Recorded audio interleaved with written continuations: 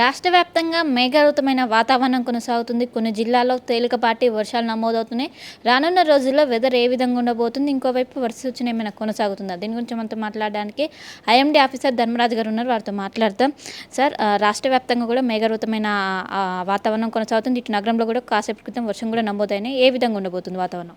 ప్రస్తుతం కనుక చూసుకున్నట్లయితే రానున్న 3 రోజులు కూడా రాష్ట్ర వ్యాప్తంగా కూడా తేలికపాటి వర్షాలు అనేవి ఉండే అవకాశం అయితే కనిపిస్తుంది.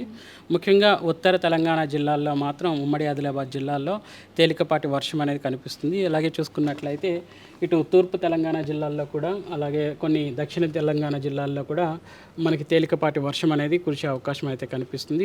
ఈ తేలికపాటి వర్షంతో పాటు ఈదుడుగాలు, ఉరుములు మెరుపులతో కూడినటువంటి వాతావరణం అనేది ఉండే అవకాశం కనిపిస్తుంది. ఒకవైపు మొత్తం క్లౌడీ వెదర్ కనిపించగానే ఇటు రైతులు కూడా విస్తారంగా వర్షాలు పడతాయని ఎక్స్పెక్ట్ చేస్తున్నారు. కానీ అంచనాలకు భిన్నంగా ఉంటుంది. ఏంటి సార్ దీనికి గల కారణాలు ఏంటి? ముఖ్యంగా చూసుకున్నట్లయితే గత కొన్ని రోజులుగా మనకి ఉదయం పూట మనకి వాతావరణం మేఘకృతమై ఉండడం, అలాగే సాయంత్రం సమయాల్లో కూడా మేఘకృతమైనటువంటి వాతావరణం కనిపించినప్పటికీ కూడా ఎక్కడా కూడా భారీ వర్ష సూచనలు అనేవి కనిపించడం లేదు. ముఖ్యంగా చూసుకుంటే మనకి గాల్లో తేమ శాతం తగ్గిందని చెప్పొచ్చు. ప్రస్తుతం కనుక చూసుకున్నట్లయితే ఇటు నైరుతి ఋతుపవనాలు అనేవి చురుగ్గా ఉత్తర రాష్ట్రాల గుండా ప్రయాణించడం వల్ల, అట్లాగే చూసుకున్నట్లయితే ఇటు ఉత్తర రాష్ట్రాల్లో మనకి భారీ వర్షాలు కూడా కొన్ని రాష్ట్రాల్లో వ్యాపించడం కూడా చూడవచ్చు. సో ప్రస్తుతం కనుక చూసుకున్నట్లయితే దక్షిణ భారతదేశంలో కానీ, ఇటు దక్షిణ భారతదేశంలో ముఖ్యంగా చూసుకున్నట్లయితే తెలంగాణలో కనుక చూసుకున్నట్లయితే గత 15 రోజులుగా కూడా మనకి ఎక్కడ కూడా భారీ వర్షం అనేది నమోదవలేదు, ముఖ్యంగా తెలంగాణలో. బట్ అక్కడక్కడ కూడా తేలికపాటి వర్షాలు అనేవి కూడా ఉన్నాయి. అంటే తెలుగు రాష్ట్రాలు నైరుతి ఋతుపవనాలు చాలా ముందుగానే ప్రవేశించాయి. కానీ ఆశించిన స్థాయిలో వర్షాలు లేవా? గత సంవత్సరము కొంచెం లేటుగా వచ్చినప్పటికీ పూర్తి స్థాయిలో వర్షాలను కనిపించాయి. కానీ ఇప్పుడు రైతులు కూడా కొంచెం విత్తనాలు కూడా వేయటం ఇవన్నీ జరుగుతున్నాయి. ఒక విధంగా చూసుకున్నట్లయితే ముందస్తుగా వచ్చినటువంటి నైరుతి ఋతుపవనాల వల్ల మనకి మేలోని చివరి వారంలో మనకి కొంచెం భారీ వర్షాలు కూడా నమోదయ్యాయి. మేలో కొంచెం వర్షపాతం అనేది అధికంగానే నమోదైనప్పటికీ కూడా ఇటు జూన్కి వచ్చేసరికి జూన్ మొదటి వారంలో ఉన్నంత మేఘకృతమైనటువంటి వాతావరణం కానీ, వర్షాలు కానీ తర్వాత క్రమేపీ తగ్గాయనే చెప్పవచ్చు. ఒక విధంగా చూసుకుంటే ఇప్పటికీ వరకు నమోదైనటువంటి వర్షపాతం రాష్ట్ర వ్యాప్తంగా కనుక చూసుకున్నట్లయితే సగటున 10 సెంటీమీటర్ల వరకు కూడా వర్షపాతం అనేది నమోదవ్వాలి.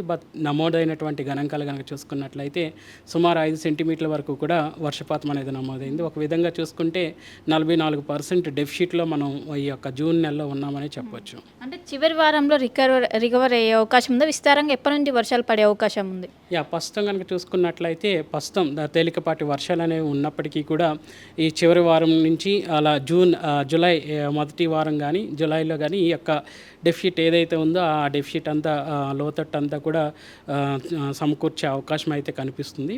సో మేబీ నైరుతి ఋతుపవనాలు అనేవి ఇటు దక్షిణ భారతదేశం నుంచి ఉత్తర భారతదేశం వైపు ప్రయాణించడానికి కూడా ఈ జూన్ నెల అంతా పట్టినప్పటికీ జూలైలో మనకి మ్యాక్సిమం వర్షాలు ఉండే అవకాశమే కనిపిస్తుంది. అంటే ఈ చెదురుముదురు వర్షాలకు కూడా ఒకవైపు రైతులు విత్తనాలు విత్తుతున్నారు. అంటే ఈ సమయం కరెక్టేనా? కొన్ని రోజులు ఆగి ఉండాలా? ఏ విధంగా? ముఖ్యంగా చూసుకున్నట్లయితే ఉత్తర తెలంగాణ జిల్లాల్లో మాత్రం వర్షంతో పాటు భూమి కూడా కొంచెం చూసుకున్నట్లయితే ఫర్టైల్గా ఉంటుంది. కాబట్టి ఇక్కడ మాత్రం ఎక్కువ వాటర్ కన్జ్యూమింగ్ క్రాప్స్, ఎక్కువ నీరును తీసుకునేటువంటి క్రాప్స్ ఏవైతే ఉన్నాయో ఇటు వరి కానీ, జొన్న కానీ వేసుకోవచ్చు. బట్ ఇక్కడ దక్షిణ తెలంగాణ భాగాలకు వచ్చేసరికి ప్రస్తుతం వర్షాలు లేనందున కొంచెం వాటర్ తక్కువగా నీరు తీసుకునేటువంటి క్రాప్స్ అనేవి, పంటలు అనేవి పండించుకోవాలనేసి సూచన జారీ చేస్తుంది. అంటే ఈ 2-3 డేస్లో ఇటు నగరంలో ఏమైనా హెవీ వర్షానికి ఛాన్స్ ఉందా? ముఖ్యంగా చూసుకున్నట్లయితే రానున్న 3-4 రోజులు కూడా తేలికపాటి వర్షాలే ఉండే అవకాశం అయితే కనిపిస్తుంది. మేఘకృతమైనటువంటి వాతావరణం ఉన్నప్పటికీ కూడా ఎక్కడా కూడా భారీ వర్షాలు కురిసే అవకాశం అయితే కనిపించడం లేదు. ఏమైనా కలర్ వార్నింగ్స్ ఇస్తున్నారా సార్ ఇటు రాష్ట్రానికి? ప్రస్తుతం కనుక చూసుకున్నట్లయితే ఇటు ఈదుడుగాళ్ళు, అలాగే ఉరుముల మెరుపులతో కూడినటువంటి వాతావరణం కూడా ఈ యొక్క తేలికపాటి వర్షాలతో కొనసాగుతున్న సందర్భంలో మేము అయితే ఎల్లో కలర్ వార్నింగ్స్ అయితే జారీ చేయడం జరుగుతుంది. అంటే అకార్డింగ్ టు ఐఎండీ అఫీషియల్స్ ఏమైనా లో ప్రెషర్ ఇట్లా ఏమైనా ఫామ్ అయ్యే అవకాశం ఉందా జూన్ నెలలో?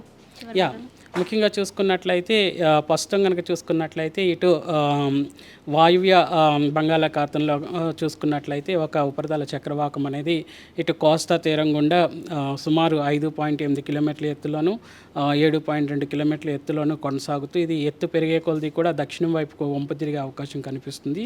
దీనివల్ల రానున్న 3-4 రోజులు తేలికపాటి వర్షాలు ఉన్నప్పటికీ తర్వాత ఈ యొక్క వర్ష తీవ్రత క్రమేపీ పెరిగే అవకాశం కనిపిస్తుంది. జూలై నెలలో మనం విస్తారంగా వర్షాలు ఎక్స్పెక్ట్ చేయొచ్చు. ముఖ్యంగా చూసుకున్నట్లయితే 28వ తారీఖు నుంచి కొంచెం వర్ష తీవ్రత పెరిగే అవకాశం కనిపిస్తుంది. Yeah. సో మొత్తం మీద ప్రస్తుతం బంగాళాఖాతంలో ఉపరితల చక్రవాకం కొనసాగుతుంది. దీని ప్రభావంతో మోస్తారు వర్షాలు మాత్రమే పడే అవకాశాలు ఉన్నట్లు కూడా ఒక వాతావరణ శాఖ అధికారులు అంచనా వేస్తున్నారు. కానీ ఈ నెల 28న అనంతరము భారీ విస్తారంగా వర్షాలు పడే అవకాశం ఉంది. కానీ ఇప్పటి వరకు కూడా ఒకవైపు గాలిలో తేమ శాతం ఎక్కువగా ఉండడం వల్ల కూడా వర్షానికి ఎక్కువగా ఛాన్స్ లేదు. ఇప్పుడు కేవలం మేఘావృతమైన ఆకాశం వాతావరణం మాత్రమే కొనసాగుతుంది. దీనికి సంబంధించినటువంటి హెవీ రెయిన్స్కి మాత్రం ప్రస్తుతం అయితే అవకాశం లేదు.